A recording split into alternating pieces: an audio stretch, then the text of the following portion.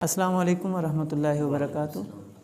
مفتی صاحب کی بارگاہ میں سوال ہے کہ حضرت پیران پیر غوث اعظم رحمۃ اللہ علیہ کے علاوہ کسی شخصیت کو شہباز لامکانی کہہ سکتے ہیں یا نہیں؟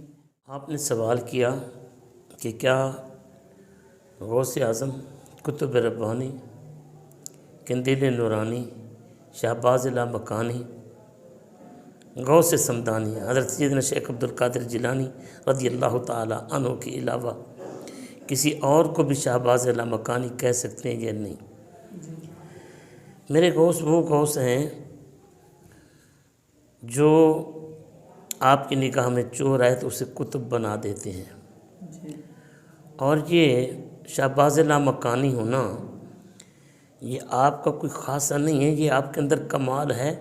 اگر آپ چاہیں تو جس کو چاہیں شہباز لامکانی بنا دیں، یہ آپ کا کمال ہے۔ اور یہ کہنا کہ جناب یہ آپ کا خاصہ ہے، یہ آپ کا لقب ہے، کسی اور کو شہباز لامکانی کہنا ناجائز، حرام، گناہ، یہ بالکل غلط ہے۔ کیونکہ اقبال کا شعر ہے بڑا پیارا سا، اے طائر لاہوتی اس رزق سے موت اچھی، جس رزق سے آتی ہو پرواز میں کوتاہی۔ اقبال نے قوم مسلم سے خطاب کیا ہے، قوم مسلم کے فرد فرد سے خطاب کیا ہے، اور ہر ایک کو یہ کہا ہے تو لامکان کا شہباز ہے، تو شہباز لامکانی ہے۔ اقبال تو ہر فرد مسلم کو شہباز لامکانی کہہ رہے ہیں، اور آپ یہ کہتے ہیں کہ غوث اعظم کے علاوہ کوئی اور شہباز لامکان نہیں ہو سکتا، کسی کو شہباز لامکانی کہنا حرام ہے۔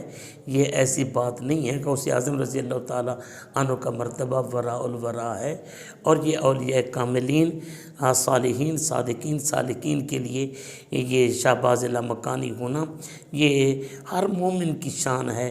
اقبال کہتا ہے طائر لاہوتی اس رزق سے موت اچھی، جس رزق سے آتی ہو پرواز میں کوتاہی۔ تو یہ اس کا معنی یہی ہے کہ لامکان کے شہباز، یہ جس نان جویں کے اوپر، 2 وقت کی روٹی کے اوپر تو مرا ہوا، اس کی خاطر تو نے آقا سے بے وفائی کر دی، دین کو چھوڑ دیا، اس کو یار چھوڑ پرے، تو لامکان کی غذا کھانے والا لاہوت کا پرندہ شہباز لامکان ہے۔ یہ تو ایسی بات نہیں ہے، بلکہ یہ اولیاء کاملین، صادقین، یہ ان کے اندر یہ غوث اعظم کا صدقہ کمال پیدا ہو جاتا ہے، ان کے مرشد کا صدقہ کمال پیدا ہو جاتا ہے۔ شہباز لامکانی ہونا یہ آپ کے خواص میں سے نہیں ہے۔ مفتی صاحب آپ نے بہت آسان انداز میں ہمیں ہماری رہنمائی فرمائی، اور ناظرین آپ سے گزارش ہے کہ مزید فقہی مسائل اور اس طرح کی ویڈیوز کے لیے ہمارے چینل کو سبسکرائب کریں، لائک کریں اور اپنے دوستوں کے ساتھ شیئر کریں۔